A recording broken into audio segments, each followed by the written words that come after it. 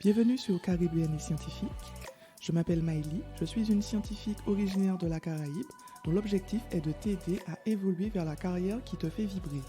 Chaque mois, tu pourras découvrir des parcours inspirants de scientifiques caribéens, mais aussi de précieux conseils et outils pour ta carrière. Je te souhaite une bonne écoute. Aujourd'hui, j'ai le plaisir d'accueillir Coralie Lancry. Coralie est ingénieure chimiste et dans cet épisode, elle va nous présenter son parcours, pourquoi elle a décidé de créer sa marque de produits cosmétiques Natea et surtout pourquoi elle a décidé de la revendre. Bonjour Coralie, comment tu vas? Bonjour, ça va et toi? Ça va super, je suis contente qu'on puisse faire l'interview. On devait le faire depuis un petit moment, donc c'est cool. Exactement, moi aussi je suis contente que, que tu aies pensé à moi. Ben oui, oui, vraiment. Je vais te demander de te présenter et de nous dire un peu les étapes de ton parcours professionnel. Alors, je suis Coralie Lancry, je suis ingénieure chimiste. J'ai toujours voulu être ingénieure chimiste. J'ai naturellement fait un bac scientifique spécialité physique-chimie. Et ensuite, j'ai fait une licence de chimie, puis un master de chimie, formulation, et une année de plus pour faire de la cosmétique naturelle. J'ai, j'ai pu travailler en tant qu'ingénieur R&D pas très longtemps, parce que j'ai lancé mon projet de créer un atelier qui est de cosmétique naturelle pour le soin de la peau, fabriqué en Afrique. Ok, super, merci beaucoup pour ton parcours. Est-ce que tu peux nous dire les missions d'un ingénieur R&D? Alors, un ingénieur recherche et développement, c'est, en tout cas, dans les cosmétiques, par exemple, c'est une personne qui doit maîtriser les ingrédients et donc qui, avec des ingrédients, doit faire une recette, une formulation, qui, à la fin, doit être jolie, bonne texture, selon le cahier des charges, bien sûr, hein, de ce qu'on veut à la fin. Donc, avoir la bonne texture, la bonne odeur, il doit aussi se conserver dans le temps. Donc, il y a tout ça. L'ingénieur R&D, en fait, il doit jouer avec les ingrédients, avec les quantités, tenir à la fin un produit commercialisable, qui tient dans le temps et tout ça, et stable. Et tout. Ok, super. Et du coup, pourquoi tu as décidé d'être... Parce que tu nous as dit que tu as toujours voulu être ingénieur chimiste, d'où ça vient? Alors, ça vient, alors, l'histoire est un peu comique. À chaque fois que je raconte ça à mes parents, ils rigolent.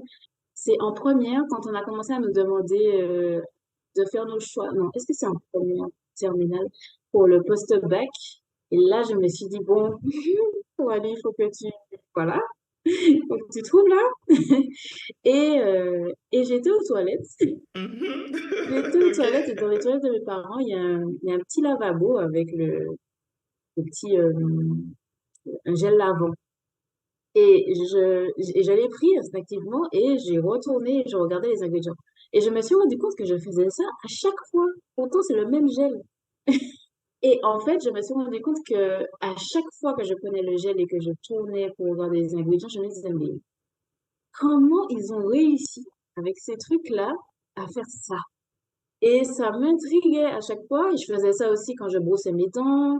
Chaque fois, je retournais le dentifrice et je lisais. Ça n'avait aucun sens pour moi, mais je me disais, mais franchement, Mhm. non, mais c'est trop génial. Les gens, ils ont mis des trucs et ça a donné ça. Trop bien. Et je me suis dit, tiens, en fait, est-ce que, et voilà, c'est comme ça que c'est venu, en fait, hein. Je me suis renseignée, je me suis dit, franchement, honnêtement, j'ai tapé sur Internet. C'est qui fait les dentifrices? Mais vraiment tout bêtement. Et j'ai vu qu'en fait, voilà, pour faire ce genre de produit, c'est de la chimie. Donc, j'ai regardé mes notes, j'ai vu que, ouais, je te fais en tant que chimie en plus. Mais oui, mais c'est bien, c'est bien. Donc c'est vraiment parti d'un intérêt pour, voilà, des choses au Oui, quotidien. ouais, ouais. Et je me rendais pas compte, hein, mais je fais ça depuis longtemps, en fait, regarder derrière les À quel ingrédients, tout âge ça. Ouais, ben non, t'étais vers la terminale, donc ouais, t'étais assez jeune quand Ouais, même. mais je pense que je le faisais déjà avant. C'est juste que je me rendais pas compte, voilà. Mhm. Ouais, quand on dit pour trouver ce qu'on veut faire, regarder les petites choses de la C'est vie que vous faites, c'est exactement vraiment ça. ça en C'est fait, hein. exactement Mm. ça parce que les gens normaux, eux, ils prennent leur portable aux toilettes. Moi, je relis encore et encore la même étiquette. Excellent. Non, mais c'est super, hein, c'est super. Alors, tu nous as dit que tu as créé ta gamme cosmétique Natea. Est-ce que tu peux nous en parler? Oui, alors c'est parti. Alors, pour le remettre le contexte, moi j'étais une enfant précoce. Donc, dès 9 ans, j'avais déjà mes règles, j'avais des seins. Et bien sûr, ce qui va avec le package, c'est l'acné. Et donc, j'ai eu de l'acné très tôt et jusqu'à très tard, en fait. Et quand je suis partie pour faire mes études, j'en avais encore. Donc, j'ai commencé la chimie, bien sûr. Moi, j'ai kiffé, hein, je savais que je m'étais pas trompée. Et donc, j'ai commencé à faire des petites choses chez moi et tout ça. Et en fait, c'est là que ça a fonctionné pour moi parce qu'il faut savoir que j'embrasse ma mère parce que les dépenses qu'elle a dû faire en dermato, c'est un truc de fou. Pourtant, je pense que ça a un peu stagné l'acné, on va dire ça comme ça, mais ça n'a jamais Mhm. traité. Oui, je vois ce que tu Ça veux n'a dire. jamais Ouais. disparu, en fait. Et ben, c'est quand j'ai commencé à faire mes cosmétiques pour moi, mes cosmétiques naturels, que ça a marché. Mais vraiment, d'un coup, en 2 semaines, c'était... Et du coup, Ah ouais, ouais, c'était aussi ouais, rapide. Ah ouais, c'était 2 semaines. très, je me souviens. Alors, en plus, moi, j'avais pas remarqué. Et c'est mes copines étudiantes qui me disaient, mais t'as fait quoi ta peau? Parce que franchement, il se passe quoi là? Et c'est là que j'ai capté, effectivement. J'ai plus de cheveux, ils sont passés où? Et en fait, j'ai continué du coup. Et comme elles ont vu les résultats, elles ont commencé à me demander d'en faire pour elles, Mhm. surtout. J'ai pas Mhm. dit ça, j'ai continué. Et elles ont commencé à m'encourager à lancer. Je n'ai jamais, je ne t'ai jamais dit que je serais un jour entrepreneur. Ok. C'était pas, il y en a pas dans ma vie. Tu vois. Donc, mais je me suis dit, si je lançais quelque chose, ce serait en Martinique, c'était sûr. Donc, il fallait que je rentre. Ok. Et donc, du coup, Natea, est-ce que tu peux nous dire en 2 mots ce que c'est pour ceux qui connaissent pas? Après, je pense qu'en Martinique, ils connaissent bien, mais peut-être pas sur les autres îles de la Caraïbe. Alors, Natea, c'est une marque de cosmétiques, donc soins de la peau, naturels, fabriqués en Martinique à l'extrait de goyave.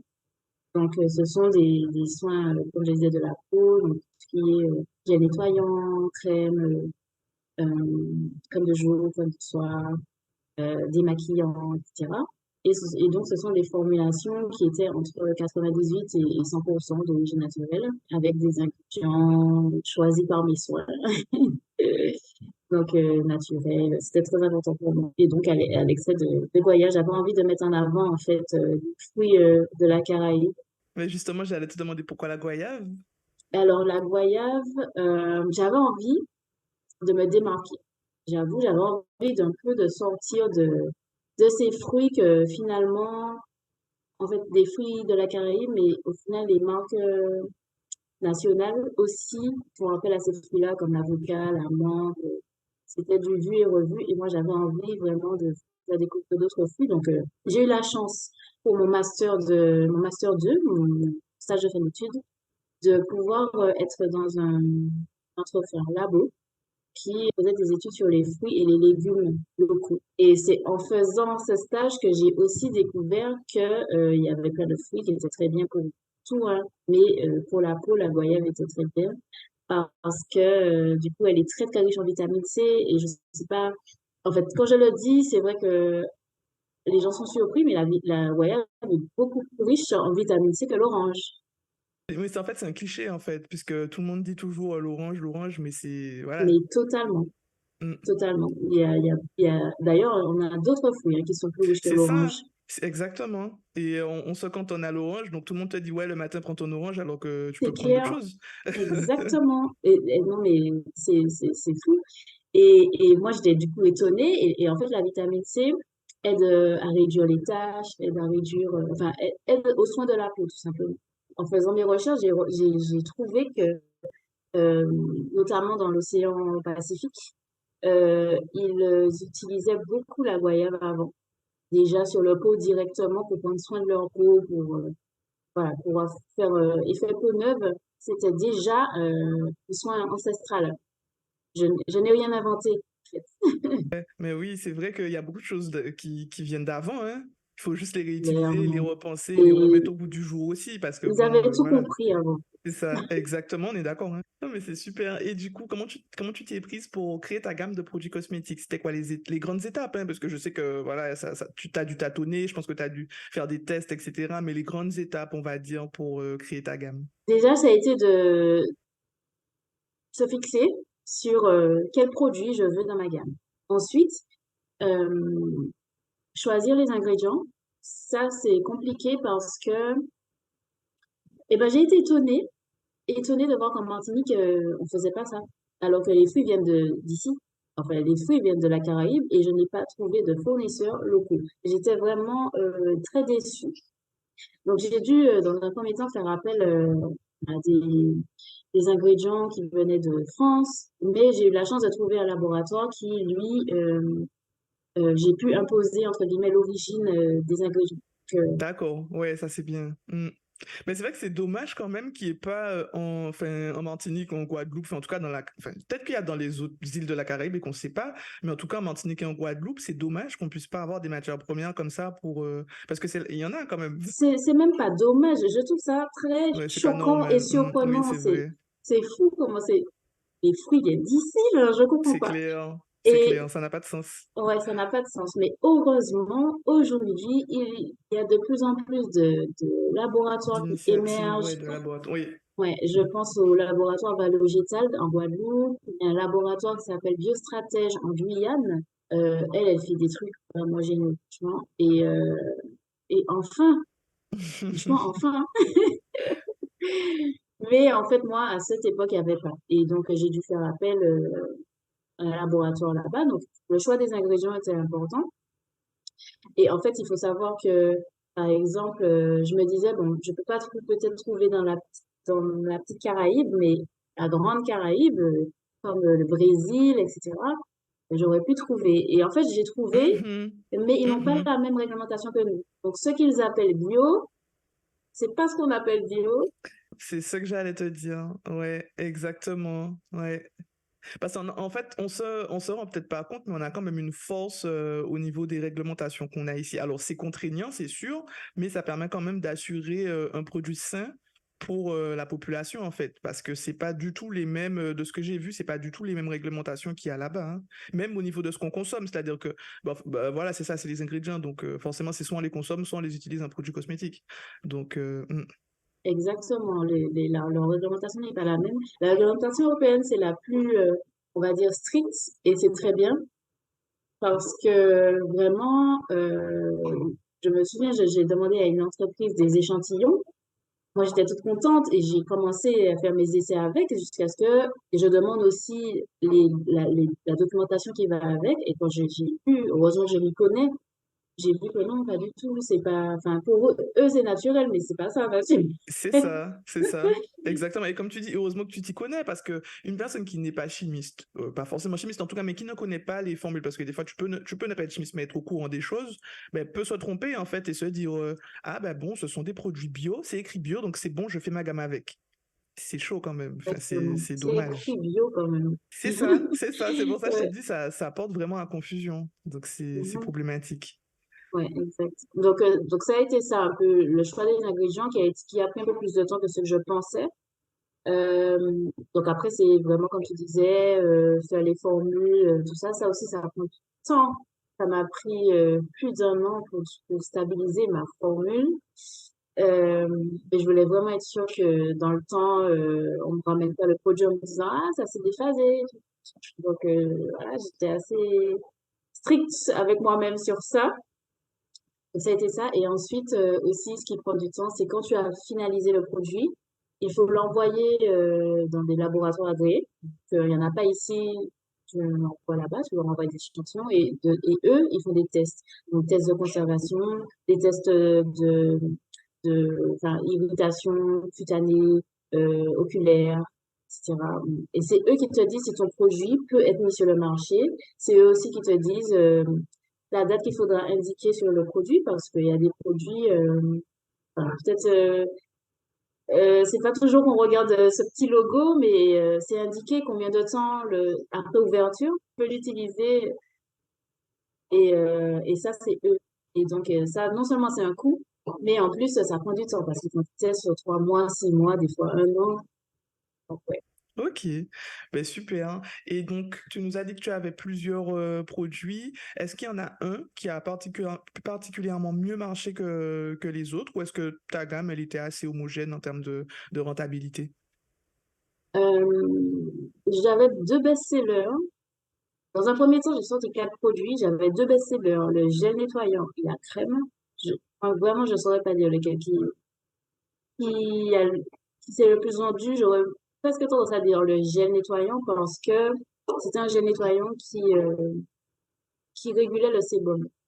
À force de l'utiliser, non seulement ça n'asséchait pas la peau, mais à force de l'utiliser, on voyait bien que les personnes qui avaient tendance à avoir la peau ou tendance acnéique avaient vraiment des résultats.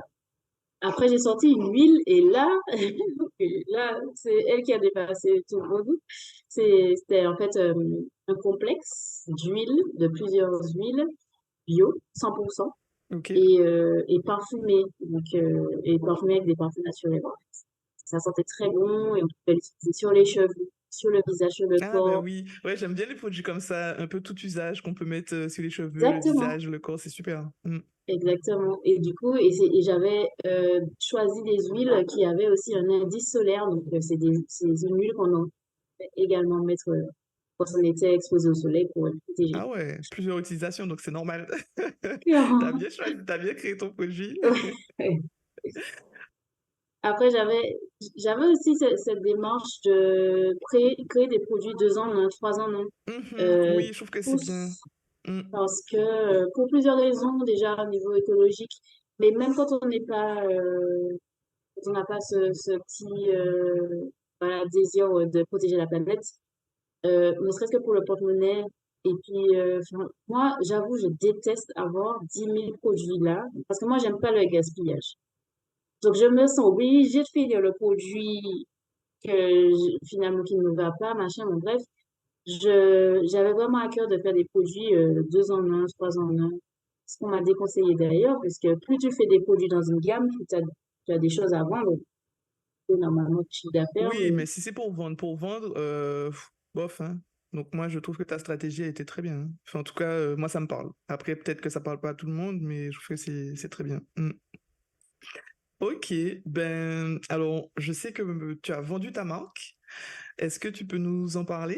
alors, je dirais que ça doit faire un an que depuis ouais, juillet dernier, juillet 2022, que je me commençais à me poser des questions. Parce qu'en fait, il faut savoir que je pense qu'il n'y a que les entrepreneurs et les gérants d'entreprise qui font ce que je vais dire là. Mais gérer une entreprise, surtout seul, c'est très, pas, je dirais pas contraignant, mais bon, c'est-à-dire qu'il y a plein de choses. Surtout quand à la base, on s'était pas vu entrepreneur. Moi, je suis ingénieure chimiste, je suis scientifique et je me suis retrouvée à faire des choses. Bon, forcément, c'est pour son projet, donc on le fait avec plaisir, il faut le faire. Et, la compta, les livraisons, les commandes. euh, bon. Voilà. Au bout d'un moment, au bout de 4 ans, je commençais à me dire qu'en fait, j'avais plus le temps de créer. Donc, le but, c'était quand même Mhm, mhm. Ouais, je vois ce que tu veux dire. Alors que c'est ce c'est ce que que tu j'aime aimes faire et faire. j'avais aussi envie de créer d'autres gammes pour d'autres types de peau et j'avais pas le temps. Et donc, en fait, on se retrouve à tout le temps être dans ça, l'administratif, les factures à relancer, les livraisons à faire, les réseaux sociaux. Alors ça prend aussi énormément de temps. Ah ouais, c'est clair. La partie marketing. Ça arrivait que je colle les étiquettes, que je fasse les cartes. Et au final, moi, j'aime bien prendre plaisir dans ce que je fais. Et là, j'avais plus de plaisir. Et en plus, j'étais coincée parce que au niveau de trésorerie, j'arrivais pas, même au niveau de temps, au niveau de trésorerie, j'arrivais pas à développer la gamme pour aller plus. Donc, Je comprends ce que tu veux dire. Donc en fait, tu étais dans une sorte de voilà, c'est super, ça fonctionne. Donc, mais t'avais pas non plus la trésorerie suffisante pour embaucher parce que ben voilà, ça reste quand même une gamme en Martinique, même si je suppose que tu as dû vendre aussi, enfin autre part. Mais je comprends ce que tu veux dire parce qu'en fait, ça te limitait. Si par exemple tu avais eu plus de trésorerie, tu aurais embauché, ça t'aurait dégagé du temps. Mais derrière, si tu peux pas avoir cette trésorerie là, tu dois tout faire, donc tu prends plus plaisir. Donc c'est un cercle Il faut vicieux en savoir fait. aussi que le Covid est passé par là. Alors, le Covid au départ a été très bénéfique parce que les gens étaient chez eux et qu'ils commandaient. En tout cas, moi, je sais, le click and collect, vraiment, ça m'a servi. Sauf qu'après Covid, les gens n'avaient plus, alors, soit d'autres priorités, soit plus d'argent, soit, en tout cas, tout a augmenté. Il y a eu plein de choses en même temps. Prendre soin de son visage, c'était vraiment secondaire. Et il y a eu ça aussi qui a joué sur la trésorerie. Donc, bon, ça, moi, je suis arrivée aussi à un stade dans la vie, t'es début trentaine, t'as envie d'être stabilisé, t'as envie, comme les autres, entre guillemets, de mettre de l'argent de côté, des voyages et tout ça. Et donc, j'avais envie d'arrêter. Mais je trouvais ça dommage d'avoir fait tout ça et que ça s'arrête. Et comme par hasard, j'ai eu une possibilité de pouvoir vendre. Ok. Et du coup, c'est les personnes qui sont venues vers toi? Ce sont des acheteurs qui sont venus vers toi ou est-ce que tu les as rencontrés ou Euh, alors, c'est-à-dire que je les ai rencontrés, mais c'était pas dans ce cadre-là, à la base. Et c'est en parlant que je disais que, ben, avant d'arrêter, qu'ils nous dit, ah, on est intéressé. Voilà. Et Ah, ça ok. s'est fait. Quand tu as vendu ta marque, comment tu t'es senti?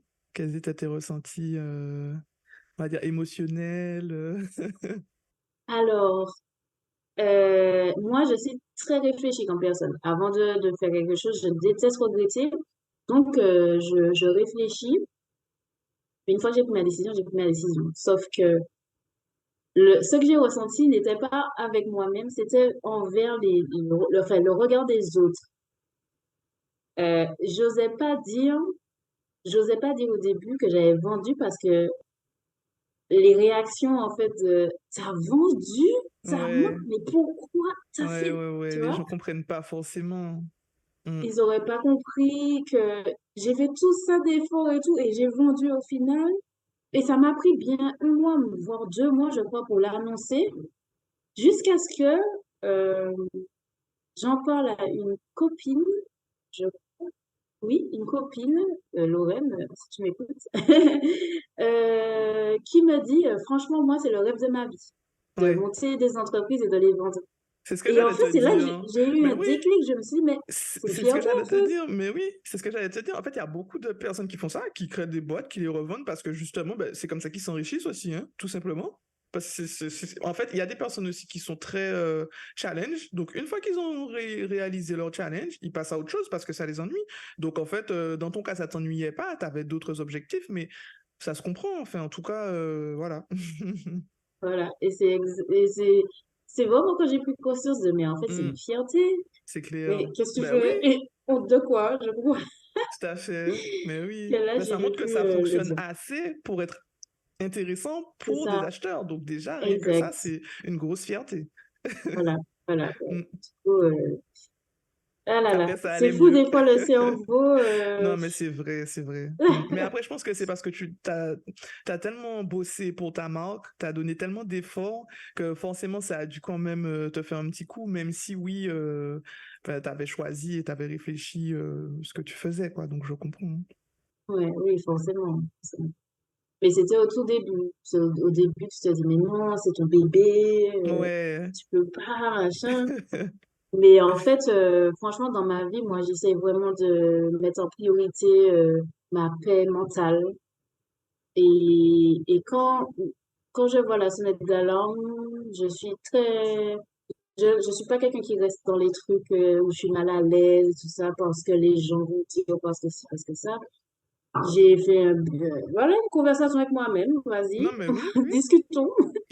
Et, et oui, parce que la première étape a été de, bon, qu'est-ce que je peux changer parce qu'il y a un truc qui va pas. Qu'est-ce que je peux changer? Qu'est-ce que je peux améliorer? Parce que là, je me sens pas. Et je me suis rendu compte que sans trésorerie, je pourrais pas de toute façon changer quoi que ce soit. Donc là, il y a des décisions à prendre. C'est, voilà, et moi, c'est ma santé Non, mentale mais priorité. t'as raison. De toute façon, on a tous ces priorités, donc déjà, ça montre que tu te connais et que tu as un recul sur qui tu es, ce qui est déjà très bien. Parce que bon, des fois, les gens, ils n'arrivent pas trop à faire ça, donc c'est super, hein. Ouais, non, non, j'ai pas toujours réussi, hein. Bah oui, c'est J'ai avec dit ça là l'expérience comme ça, mais aussi. C'est venu après. euh, c'est clair. Oui, oui, oui, oui, oui. Ok, alors quels sont les projets actuels de Coralie? Qu'est-ce qu'elle veut faire? Comment elle se voit du coup? Après la discussion avec elle-même, justement. Alors, justement, la discussion avec elle-même. En fait, je sais que j'ai toujours voulu être ingénieur chimiste, mais je pense que des fois, faut peut-être lâcher prise sur certaines choses. Moi qui suis croyante, je, je me dis que peut-être que il y a autre chose pour moi, en fait. Et donc, même si j'ai toujours voulu faire ça, il faut que je sois réaliste que ingénieur chimiste aux Antilles, c'est bouché de ces bouchées. Voilà, il n'y a pas énormément d'offres. Et, euh, et en fait, moi, ce que je veux, c'est me stabiliser. Donc, voilà. Donc, je me suis demandé qu'est-ce que j'aimais d'autre, en fait. Et en fait, j'aime beaucoup l'environnement, le développement durable. Donc, je me suis penchée sur le sujet. Je me suis dit, pourquoi me réorienter, en fait? L'important pour moi, c'est de faire quelque chose qui me plaît et qui a du sens. Et l'environnement, ça a du sens pour moi. Et donc, là, actuellement, je suis à la recherche d'une entreprise pour réaliser un deuxième master, ouais, dans le développement durable. Et donc, je suis à la recherche d'une entreprise Ok, tu vas faire une en alternance du coup. alternance. En Ouais, alternance, une ok, alternance. super. Et donc, ce master, il va te permettre de devenir, d'avoir quel métier en fait? Responsable, responsable environnement, ça peut être aussi responsable QSE, qualité, sécurité, environnement. Après, ça peut être aussi, enfin, ça peut être plein de choses. Alors, j'ai pas tourné le dos à la R&D, justement parce que, et c'est pour ça peut-être aussi que je n'ai pas retrouvé d'entreprise, parce que je sais ce que je veux. Et je cherche une entreprise où l'environnement, ils ont vraiment à cœur et qu'ils ont envie de développer de nouvelles choses pour que il y ait un, un bond en avant, qu'on avance. Par exemple, je sais pas, une entreprise qui revalorise la sargasse pour en faire quelque chose. Voilà, c'est l'environnement, mais c'est aussi de la recherche et développement. Ouais, c'est Donc bien parce ça, que du coup, tu vas réutiliser aussi tout le background ingénierie R&D que tu as, donc c'est top. Après, c'est logique, hein, parce que bon, c'est la continuité de ton parcours. c'est ça. Donc, ouais, j'ai hâte de commencer cette nouvelle page. Ouais, mais c'est super, hein. Ben, du coup, là, on arrive à la fin de l'interview. Donc, je vais te poser quelques questions pour terminer, on va dire un tout petit peu plus personnel. Alors, de quoi es-tu le plus fier actuellement? Euh, alors, c'est une anecdote. Je dirais que le premier prix que j'ai eu, le tout premier, pour Nateya, je venais de débuter. En fait, pourquoi je dis que je suis fière, c'est parce que c'est la façon dont ça s'est passé, en fait. Je suis passée devant un jury. Le jury, pour moi, était vraiment très dur, limite méchant, cassant. Et je suis sortie de là, franchement, en me disant, bon, c'est foutu. Franchement. Et vraiment, en plus, c'était au début, franchement, ils m'ont cassé sur le projet. Enfin, bref. Et donc, à la remise des prix, on devait quand même tous être là. Bon, moi, limite, je me suis forcée à aller, vraiment. Je me suis dit, bof. Et je me souviens, dans ma voiture, je me suis dit, je vais pas mettre de talons, hein. Je vais mettre des sandales, hein, de toute façon, à quoi bon? Et là, j'ai eu un sursaut de, mais Coralie, qu'est-ce qui t'arrive? Non, non, non. On s'en fiche, ils vont voir et tout. Tu as perdu, c'est pas grave. Tu mets tes talons, tu gardes la tête haute, machin. Et j'arrive et tout, le Grand Prix, machin, Coralie Lanfy. Ah ouais, Heureusement que j'avais mis mes talons et pas des c'est sandales, clair, parce qu'il a fallu monter sur le podium, tu faire un m'étonnes. discours. J'étais pas prête. Vraiment, j'ai pleuré ce jour-là, vraiment. Je pleure jamais de joie, mais là, j'étais pas prête. Et donc après, enfin, j'ai eu quand même un entretien avec eux pour leur dire, mais c'était quoi cet acharnement? Ils m'ont dit, en fait, c'était juste me tester, mais que comme je suis restée à défendre mon projet, voilà, c'est ce qu'ils cherchaient, en fait. Voilà. Ok. Non, mais c'est super. Au moins, ça montre que voilà, t'es quelqu'un d'obstiné, tu sais ce que tu veux, donc c'est super. Mais du coup, alors, si tu devais reparler à la Coralie d'il y a 10 ans, qu'est-ce que tu lui dirais? Alors, il y a 10 ans, laisse-moi calculer déjà. Si je lui parlerais, je lui dirais quoi? Tu sais même pas ce que tu es capable de faire. Ah, c'est bien. Hein. En vrai, de vrai. Ouais. Tu verras. C'est vrai, hein. Génial. Ouais, c'est Je top. me suis toujours lancée, mais avec tellement de questionnements dans ma tête, me Ouais, je disant, suis un peu waouh, comme toi. Je suis un peu comme toi. Après, je pense qu'il y a beaucoup de personnes qui sont comme ça. Hein. Tu sais, à c'est toujours se vrai. poser, est-ce qu'on prend la bonne décision? Est-ce qu'on peut pas faire autrement? Qu'est-ce que ça va donner? Est-ce que c'est bien de Et faire ça? malheureusement, il y a des gens qui s'arrêtent à là C'est ça. Et qui et passent qui pas à se, l'action. qui Ouais, passent pas à l'action et qui ont parfois de bonnes idées, mais qui ont peur peut-être du regard, peut-être aussi exactement. de savoir comment ils vont subvenir à leurs besoins, tout ça, tout ça. Mais en fait, heureusement, je passe à chaque fois ce cap, mais franchement, je me pose 10 000 questions avant et ça aurait été bien que je zappe cette partie parce que Mhm. Mais ça va venir avec l'expérience puisque tu le fais de plus en plus. c'est ça, c'est ça, c'est ça. Ok. Et dernière question, qu'aimerais-tu dire à quelqu'un qui souhaiterait lancer sa marque de produits cosmétiques aux Antilles ou en Martinique, plus précisément, puisque tu connais plus le marché en Martinique, je suppose. Ce que je voudrais leur dire, c'est que, alors, de plus en plus, hein, il y a beaucoup de personnes qui lancent leur marque. C'est un espèce de boom, là. Euh, je voudrais leur dire de ne pas lancer de marque pour relancer une marque. Ou parce que ça marche les cosmétiques. Juste se demander pourquoi. Pourquoi je fais ça? Pourquoi? Quel est le but derrière? Enfin, qui est une Mhm. vraie, Qu'est-ce ouais, que ça va apporter à la ouais, qui personne? est Ouais. vraiment une vraie Qui est une vraie une vraie réflexion. différence. Essayer de se démarquer parce que justement, comme il y a énormément de marques, pour se démarquer, c'est déjà difficile, mais ça permet aussi, toi, de durer, d'être constant dans la durée, d'avoir un pourquoi, parce que on lance la marque, ok, mais comme je disais tout à l'heure, quand il y a des galères, quand le conteneur n'arrive pas, quand finalement, enfin, il y a toutes sortes de galères, il faut faire face et c'est à ce moment-là qu'il faut se dire, pourquoi je fais ça en fait, pourquoi? Et c'est le pourquoi qui te fait continuer. Et je pense que ça se Ouais, ressent, tout à les fait, clients ouais. le ressentent et les clients cherchent aussi, ils cherchent l'authenticité, de l'originalité, pas juste leur vendre des produits pour leur vendre des produits en fait. Je pense que c'est ça, j'aurais cherché le vrai pourquoi derrière. Mm. Ouais, t'as raison, c'est vraiment important. Et je pense même pour quasiment tous les projets, hein, c'est parce que C'est vrai, sinon tu t'essouffles. Hein. ouais, ouais. Donc c'est vraiment ça. Merci beaucoup, Coralie. Je te laisse nous dire un petit mot pour terminer cette interview. Ce que tu souhaites. Alors, comme j'ai écouté tes autres podcasts, des fois tu poses la question sur les jeunes scientifiques. Et il y a à chaque fois une réflexion que je me fais quand tu poses cette question, c'est Mhm. mais d'où ça vient en fait, visiblement c'est difficile pour les femmes d'aller dans ce domaine. Et à chaque fois je suis surprise d'entendre ça parce que moi, je n'ai eu aucune difficulté. Donc vraiment, je voudrais dire de ne pas avoir peur et de pas, enfin, je sais que je répète hein, ce qui a déjà été dit, mais vraiment, pour le coup, moi qui n'ai jamais, enfin, qui suis une femme et qui a toujours voulu être dans les sciences, j'ai jamais eu de frein. Non, vraiment, j'ai peut-être que j'ai eu de la chance, hein, mais au contraire, dans mon travail, je suis souvent tombée sur des laboratoires qui cherchaient des femmes parce que on a une façon de travailler différente, surtout pour des produits cosmétiques, par exemple. Voilà une façon de voir différente et tout. Et en fait, au contraire, le seul truc qui m'a bloqué, c'est ma maman, parce que Ok. elle me voyait dans un bureau. Donc en terminale, quand j'ai dit que je voulais faire chimie, ça a été une bombe nucléaire.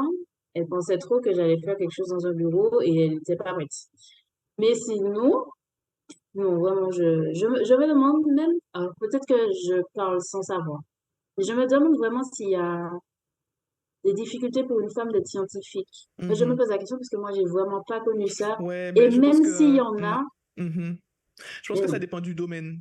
Parce qu'en fait, il y a des Peut-être, domaines oui. où effectivement, il n'y a pas de souci. Par exemple, en cosmétique, il y a beaucoup plus de femmes que d'hommes. Donc, je pense effectivement que dans ce domaine-là, il n'y a pas de problème. Mais par exemple, dans les domaines de la tech, on voit plus d'hommes. En fait, je pense que ça dépend vraiment du domaine scientifique. Donc, je comprends ce que tu veux dire. Et même moi, en tant qu'ingénieur chimiste, j'ai pas ressenti de frein quand j'ai choisi. J'étais un peu comme toi. Hein, c'était je veux faire ça, je fais ça. Enfin, j'avais pas Oui, de voilà, frein, ça. de blocage.